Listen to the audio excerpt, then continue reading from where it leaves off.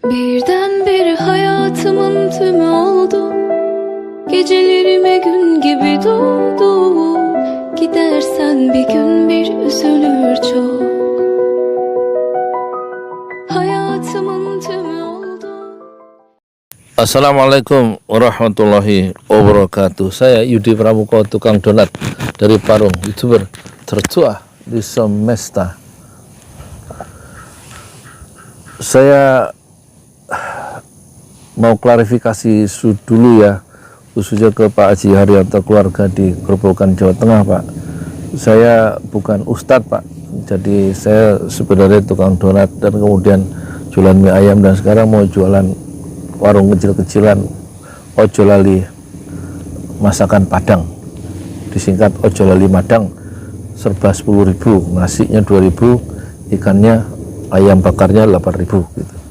Jadi sekali lagi Pak Haji Haryanto, mohon maaf, saya bukan ustadz, yang mohon tidak dipanggil ustadz.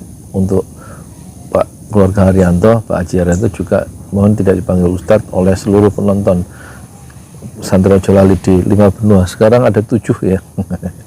Kita masuk 7 masalah, warisan masalah terbesar dari Jokowi yang diwariskan ke Anies Baswedan, dan kemungkinan Anies akan gagal ya menyelesaikan masalah-masalah besar yang diwariskan dari rejim ini. Pertama, soal ekonomi ya. Ekonomi itu kemarin kita lihat ada 25.000 25.700 yang sudah di PHK, karyawan dari pabrik sepatu, dan akan di PHK lagi sampai bulan Desember, mungkin sampai entah berapa ratus ribu ya. Ekonomi sangat menyusahkan masyarakat ya. Nah, harga-harga naik, semua naik, dan kemudian kalau ada pertumbuhan ekonomi itu tidak dirasakan secara adil ya di kalangan penduduk Indonesia. Mungkin piramida sosialnya itu yang elit itu lebih menikmati pertumbuhan ekonomi ya, karena memang dia punya akses terhadap bisnis, terhadap ekonomi, dan terhadap informasi yang A1 misalnya gitu. Sementara rakyat seperti saya harus berjuang ya untuk bikin ya jualan apa yang bisa dijual, termasuk saya mau jualan jualan nasi Padang ya.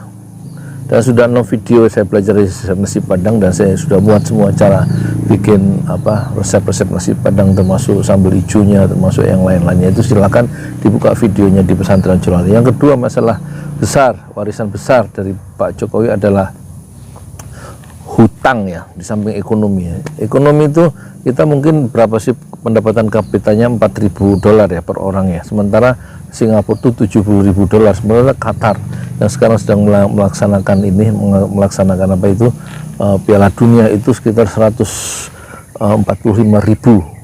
ya per kapita ya. Sangat miskin kita ini, sangat miskin. 40% atau 50% kita itu termasuk di bawah garis kemiskinan menurut WHO ya. Bukan WHO, sorry, menurut Bank Dunia, World Bank. Orang yang miskin ialah orang yang punya penghasilan $2 sehari, 2 kali 14.000, 30.000 paling banyak.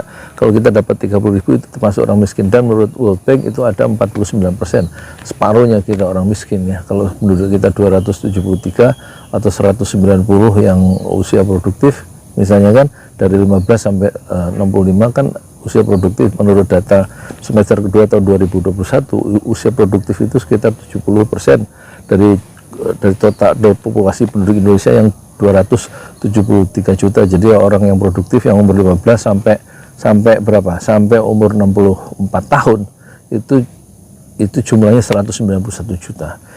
Kalau separuhnya miskin karena hanya punya penghasilan $2 sehari, maka ya berarti sekitar 90 juta orang miskin di Indonesia. Jadi yang kedua, masalah ekonomi itu pertama. Yang kedua adalah masalah hutang. Hutang itu luar biasa gila-gilaannya, 7.000 triliun, dan itu kata JK, presiden yang berikutnya ya itu harus punya kemampuan yang luar biasa untuk mengatasi hutang yang 1 tahun untuk bayar cicilan bunganya saja itu 405 triliun.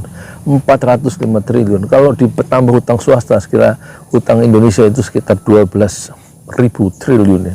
Ini masalah yang nggak main-main, itu menjerat ya presiden berikutnya, yaitu Anies Baswedan, soal hutang. Yang ketiga, soal hukum ya, penegakan hukum yang lemah ya. Rakyat sering dihukum dengan masalah-masalah yang tidak terlalu penting ya. Habib Rizik dihukum hanya persoalan informasi kesehatan, sementara banyak koruptor itu hukumannya itu dipotong ya, waktu di MA itu dikurangi, orang-orang malah dibebaskan ya, dengan bebas bersyarat para koruptor besar itu ya. Di beritanya di Kompas itu yang gambarnya Anies Baswedan, sehingga Anies Baswedan itu merasa kok saya dikait-kaitkan dengan pembebasan 23 koruptor, kan saya nggak ada kaitan itu. Terus diprotes oleh banyak orang, termasuk diprotes oleh Anies dalam Facebook ya, dengan menulis soal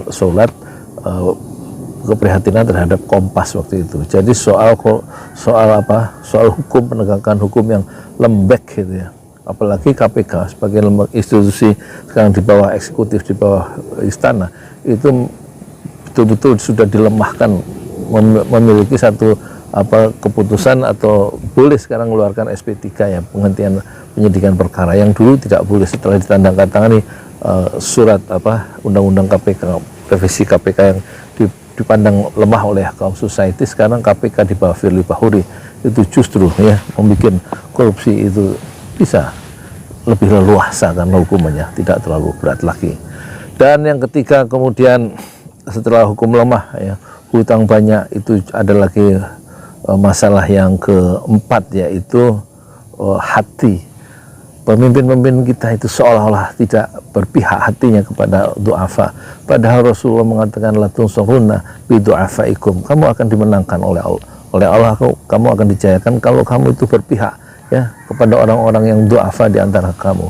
Hati para pemimpin kita itu penuh dengan kebohongan, penuh dengan kemunafikan, dan mengakar ke atas, dan memihak pengusaha, dan memihak oligarki ya, yang sudah membiayai mereka menjadi penguasa, tapi tidak memihak rakyat kecil, tidak memihak rakyat kebanyakan. Itulah jadi hati para pemimpin kita itu tidak involve, tidak terlibat sebagai hati rakyat yang menderita rakyat kebanyakan, tapi mereka mengakar atau memihak kepada kelompok menengah ke atas, dan bukan menengah ke bawah sebagaimana kaum yang du'afa atau kaum yang mustad'afin, orang-orang yang dilemahkan secara struktural, itu tidak dibela oleh keputusan-keputusan politik yang dikeluarkan oleh para pemimpin-pemimpin dari level atas sampai bawah ya, dari istana sampai kemudian gubernur, level kabupaten dan wali kota, dan seterusnya sampai tingkat RT RW. Dan kemudian yang kelima tentang sumber daya alam ya, masalah yang warisan, masalah yang besar ya. Sumber daya alam itu dikuras ya.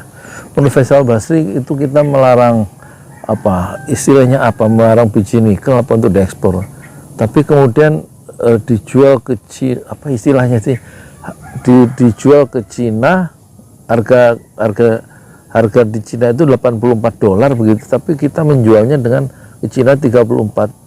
Jadi ada keuntungan 450 triliun, bukan untuk Indonesia tapi untuk Cina yang dapat harga nikel murah, belum nanti sumber daya alam lainnya dikeruk oleh perusahaan-perusahaan multinasional bekerja sama dengan oligarki di Indonesia, sehingga habislah kekayaan sumber daya alam kita. Itu yang ke-5 ya. Yang ke-6 sekarang sumber daya manusia. Indonesia 100 tahun lagi akan menjadi negara yang kembali mengalami berlimpahnya anak-anak muda sebagai bonus demografi yang sekarang kita alami. Tapi bonus demografi, begitu banyak anak muda, sekitar berapa puluh juta gitu ya, yang akan terjadi 100 tahun kemudian. Sekarang besarnya angkatan muda, kaum milenial, tetapi pendidikannya rendah ya, dan pendidikannya rendah sekarang terserap, mohon maaf ini, di Gojek online, di Grab, sehingga menurut orang Malaysia Grab atau Gojek bukanlah masa depan anak muda Malaysia. Gojek katanya dulu itu, kata pengusaha Malaysia waktu Gojek mau masuk Malaysia, mereka marah, Gojek cocok untuk negara miskin seperti Indonesia, bukan masa depan anak muda Malaysia bukan ada di jalanan, bukan ada di Gojek. Itu masalah soal pendidikan ya. Pendidikan tidak ada, bisa nggak Anies itu merombak ya nanti strategi pendidikan, sehingga anak-anak muda Indonesia jutaan itu pergi ke utara, ke selatan, ke barat, timur, sekolah, belajar, bukan kerja, belajar. belajar. Itu yang gimana, bisa nggak itu Anies Baswedan? Tampaknya dia akan gagal ya sebagai presiden, dia akan mengalami trap, banyak jebakan-jebakan. Yang terakhir adalah korupsi. Ini masalah besar ya. Korupsi merajalela ya di rejim ini ya. Korupsi Jiwasraya, korupsi BPJS, korupsi di mana-mana ya. Dan ditalangi oleh pemerintah, Asabri. Dan kata Jeffrey Winters, Indonesianis dari Amerika, ahli Indonesia dari Amerika. Saya pernah memfoto ya Jeffrey Winters, saya foto dulu bersama Ayam Fatwa ya. Saya lupa fotonya, nanti saya cari dulu ya. Waktu dia puluhan tahun ke sini ke Indonesia, saya pernah ketemu Jeffrey Winters dalam satu ruangan, tapi nggak ngobrol, saya nggak kenal. Dia bilang Indonesia dikuasai oleh para maling-maling katanya. Dan bisakah Anies Baswedan mengatasi 7 warisan besar, masalah besar yang ditinggalkan oleh Jokowi? Nampaknya pendakian sangat terjal dan jurang di kiri kanan sangatlah curam. Saya Yudi Pramuko, tukang donat dari Parung.